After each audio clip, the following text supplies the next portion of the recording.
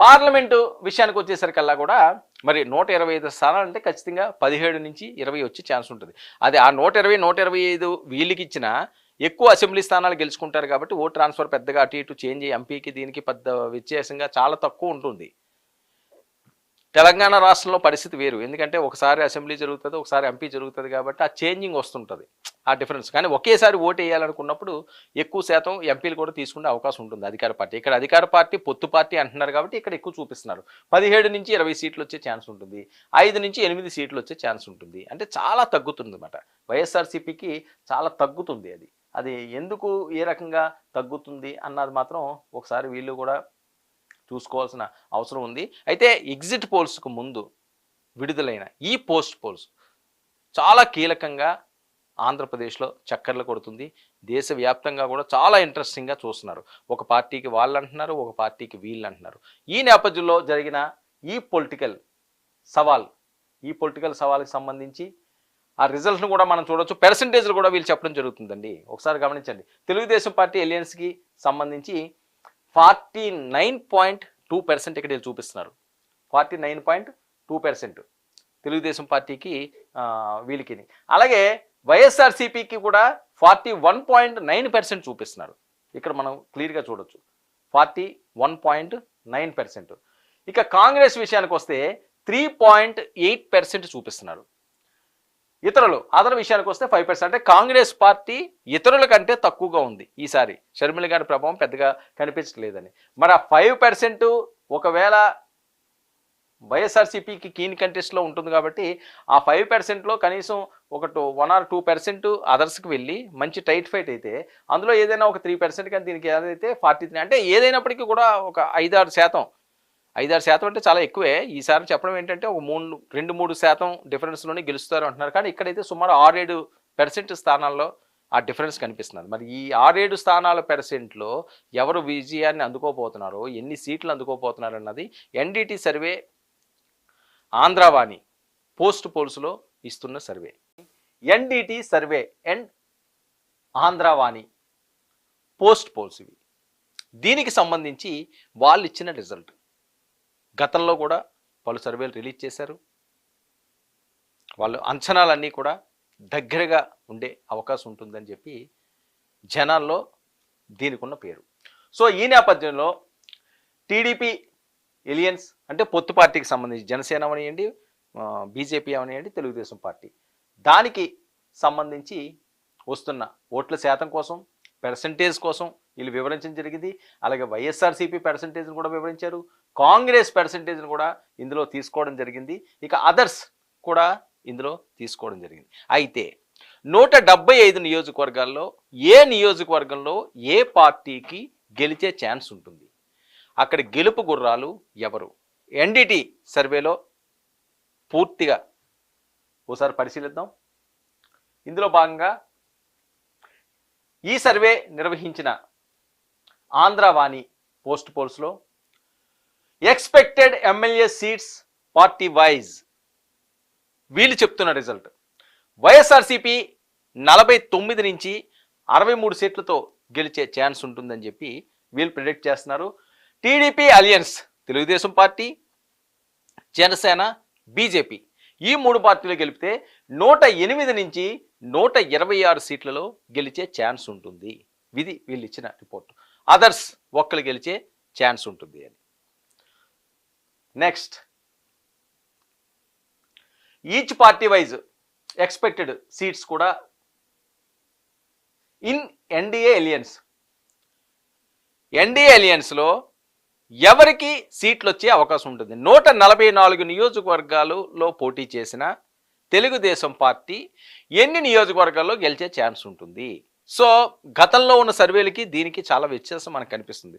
ఇంతకుముందు ఏంటంటే ఏ నియోజకవర్గంలో ఏ పార్టీ గెలుస్తుంది, అధికార పార్టీ వైఎస్ఆర్సీపీ విజయాన్ని సాధిస్తే ఏ నియోజకవర్గంలో గెలుస్తుందని స్పష్టంగా వాళ్ళు రిపోర్ట్ ఇవ్వడం జరిగింది. కానీ పొత్తు పార్టీల్లో కూడా విభజన చేసి ఏ పార్టీ ఎన్ని నియోజకవర్గాల్లో గెలిచే ఛాన్స్ ఉంది అన్నది ఎన్డీటీ సర్వే మాత్రమే ఇక్కడ ప్రస్తావిస్తుంది. చూద్దాం. తెలుగుదేశం పార్టీ 144 స్థానాల్లో పోటీ చేసింది, జనసేన 21 స్థానాల్లో పోటీ చేసింది, బీజేపీ 10 స్థానాల్లో పోటీ చేసింది. మొత్తం క్రోడీకరిస్తే పార్టీల వైజ్ పొత్తులో ఉన్నప్పటికీ కూడా 3 పార్టీలు పొత్తులో ఉన్నప్పటికీ కూడా ఏ పార్టీకి ఎన్ని సీట్లు వస్తున్నాయి? 144 సీట్లో తెలుగుదేశం పార్టీ గెలుచుకోబోయే స్థానాలు ఇక్కడ చెబుతున్న ఎన్డీటీ సర్వే 90 నుంచి 104 స్థానాలు గెలిచే అవకాశం ఉంటుంది. అంటే ఓకే, ఆ 44 తీసిన సుమారు 144లో 100 స్థానాల వరకు కూడా ఇక్కడ గెలిచే ఛాన్స్ ఉంటుంది అన్నది. అంటే స్పష్టమైన మెజారిటీ, మ్యాజిక్ ఫిగరు ఒక్క తెలుగుదేశం పార్టీ గెలిచే సీట్లలోనే ఉంటుంది అన్నది వీళ్ళ అంచనా. జనసేన 21 స్థానాలకు గాను 14 నుంచి 17 స్థానాల్లో గెలిచే ఛాన్స్ ఉంటుంది. అసలు చాలా జన సైనికుల్లో ఉత్సాహం నింపే మాట ఇది. ఎందుకంటే వాళ్ళు తీసుకున్నది కేవలం 21 సీట్ మాత్రమే. 21 సీట్లలోనే సుమారు 14 నుంచి 17 సీట్లు, అంటే హైయెస్ట్ 17 సీట్స్, ఒక 4 సీట్లే వాళ్ళు కోల్పోవడం జరుగుతుంది. అంటే ప్రజారాజ్యం పార్టీలో గతంలో అన్ని వందల సీట్లకు పోటీ చేస్తే 18 స్థానాల్లోనే వాళ్ళు గెలిచారు. కానీ ఈసారి గెలిచిన 21లోనే 17 స్థానాలు గెలిచే ఛాన్స్ ఉంది. అంటే చాలా గొప్ప విజయం. జనసేన పార్టీ పునాదులు చాలా బలంగా ఈ ఎన్నికల్లో నిరూపించుకుంటున్నాయి. పునాదులు మరింత పటిష్టంగా పాతుకుపోతున్నాయి అనడానికి యాజ్ ఇట్ ఈజ్గా ఈ రిజల్ట్ వస్తే మాత్రం ఖచ్చితంగా వాళ్ళ జోష్ నింపుతుంది. ప్రత్యామ్నాయంగా ఆంధ్రప్రదేశ్లో జనసేన పార్టీ ఊపందుకుండంలో ఎటువంటి సందేహం లేదు. రాజకీయ పార్టీలా నడిపించగలిగితే, సీరియస్గా దాని మీద వర్కౌట్ చేయగలిగితే ఈ ఫిగర్ చాలా ఎక్కువ. ఇక 10 స్థానాల్లో ఉన్న బీజేపీ 2 నుంచి 4 స్థానాలకు వచ్చే ఛాన్స్ ఉంటుంది. ఇది కూడా మంచి విజయం. అసలు బీజేపీకి నోటాతో పోటీ పడే పార్టీ అనే ఆ పార్టీ పొత్తులో భాగంగా 4 సీట్ల వరకు, 2 నుంచి 4 సీట్ల వరకు వస్తుంది అంటే తీసుకున్న 10 సీట్లే కదా. సో మంచి పర్సెంటేజ్ అది. జనసేనకి చాలా మంచి పర్సెంటేజ్. తెలుగుదేశం పార్టీ కూడా ఆ రకంగానే ఉంది. చాలా ఇంట్రెస్టింగ్గా ఉంది ఎన్డీటీ సర్వే రిజల్ట్. ఇక expected MP seats party wise చూస్తే వైఎస్ఆర్సీపీ 5 నుంచి 8 స్థానాల్లో గెలిచే ఛాన్స్ ఉంటుంది. 25 అవుట్ ఆఫ్ 25కి. టీడీపీ అలియన్స్ బీజేపీయా, జనసేన తీసుకున్న 2 స్థానాలు, అలాగే తెలుగుదేశం పార్టీ పోటీ చేసిన స్థానాలు, మొత్తం 25 స్థానాల కోసం 17 నుంచి 20 స్థానాలు వచ్చే ఛాన్స్ ఉంటుంది. చాలా కీలకం. 17 నుంచి 20 స్థానాలు వచ్చే ఛాన్స్ ఉంటుందంటే మంచి రిజల్ట్ ఇది పొత్తు పార్టీలకి. ఎందుకంటే బీజేపీకి కూడా చాలా ప్లస్. గడ్డు కాలంలో ఉంది బీజేపీ. అసలు ఎంతవరకు వస్తుంది? 400 సీట్ల దగ్గర నుంచి అనుకున్న వాళ్ళు వీళ్ళు ఎగబాగుతున్నారు కేంద్రంలో హ్యాట్రిక్ కొట్టడానికి. సో ఈ నేపథ్యంలో ఇది చాలా సహాయకారిగా ఈ సీట్లు ఉండే ఛాన్స్ ఉంటుంది ఖచ్చితంగా. 20 స్థానాలు తీసుకోగలిగితే చాలా ఎక్కువ. అంటే 22 స్థానాలతో గతంలో వైఎస్ఆర్సీపీ ఉందంటే కుప్ప కూలింది వైఎస్ఆర్సీపీ అన్నది వీళ్ళు చెప్తున్న ప్రెడిక్షన్. ఇక నియోజకవర్గాల వారీగా నేములు, ఆ జిల్లాలో ఉన్న నియోజకవర్గాలు ఎవరు గెలిచే అవకాశం ఉంటుంది చూద్దాం.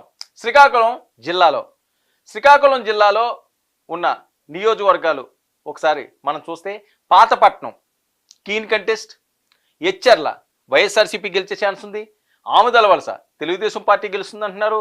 టెక్కలి తెలుగుదేశం పార్టీ విజయాన్ని సాధిస్తుందని. శ్రీకాకుళం తెలుగుదేశం పార్టీ, నరసలపేట తెలుగుదేశం పార్టీ, ఇక పలాస కీన్ కంటెస్ట్ అని పేర్కొంటున్నారు. ఇచ్చాపురం తెలుగుదేశం పార్టీ, పాలకొండ వైఎస్ఆర్సీపీ, రాజాం తెలుగుదేశం పార్టీ గెలిచే ఛాన్స్ ఉంటుంది అని. ఈ జిల్లాలో మనం చూస్తే 10 నియోజకవర్గాల్లో ఆల్మోస్ట్ 1, 2, 3, 4, 5, 6 స్థానాల్లో శ్రీకాకుళం జిల్లాలో తెలుగుదేశం పార్టీ గెలుస్తుందని ఈ చార్ట్లో ఉన్న సారాంశం నేను చెప్తున్నాను. వైఎస్ఆర్సీపీ 2 స్థానాలు, 2 కీన్ కంటెస్ట్. విజయనగరం జిల్లా విషయానికి వద్దాం. విజయనగరం జిల్లాలో 9 నియోజకవర్గాలకు సంబంధించి Parvathipuram YSRCP, Saluru YSRCP, Kurupam YSRCP, Bobbili Telugu Desam party, Vizianagaram keen contest, Srungavarapukota Telugu Desam party, Cheepurupalli keen contest, Gajapathinagaram YSRCP, నెల్లిమెర్ల keen contest. ఇక్కడ కూడా చాలా కీలకంగా ఉంది. అంటే జిల్లాల వైజు వీళ్ళు చూపిస్తున్నారు. ఇది ఎంపీ కాన్స్టిట్యున్సీ కాదు, జిల్లాల వైజు చూపిస్తున్న సర్వే. ఇందులో వైఎస్ఆర్సీపీ విజయనగరం జిల్లాలకు వస్తే గతంలో స్వీప్ చేసింది. అన్ని నియోజకవర్గాలు బొత్స కొల్లగొట్టారే అనుకోవచ్చు.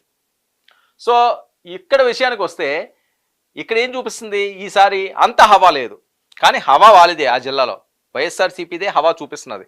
ఎన్ని స్థానాలు? పార్వతీపురం, సాలూరు, కురుపాం, అలాగే శృంగవరపుకోట కీన్ కంటెస్ట్ అంటున్నారు, చీపురుపల్లి. అంటే 4 నియోజకవర్గాల్లో వైఎస్ఆర్సీపీ విజయాన్ని సాధిస్తుంది. విజయనగరం జిల్లాలో 2 నియోజకవర్గాల్లో తెలుగుదేశం పార్టీ విజయాన్ని సాధిస్తుంది. కీన్ కంటెస్ట్ 3 నియోజకవర్గాల్లో ఉంది. అంటే 50-50 ఛాన్సెస్ ఉండే ఛాన్స్ ఉంది. అయినప్పటికీ కూడా వైఎస్ఆర్సీపీదే విజయనగరం జిల్లాలో హవా. ఇంకొక జిల్లాకు వెళ్దాం, విశాఖపట్నం.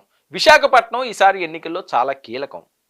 ఎందుకు ఇన్ని జిల్లాలు ఉండగా విశాఖపట్నంలో కీలకం అంటే రాజధాని అనే అంశం ఈ ఎన్నికల్లో ముడిపడి ఉంది. విశాఖపట్నాన్ని ఎగ్జిక్యూటివ్ క్యాపిటల్గా జగన్మోహన్ రెడ్డి గారు ప్రకటించారు. జూన్ 9న అక్కడి నుంచే ప్రమాణ స్వీకారం చేస్తానంటున్నారు.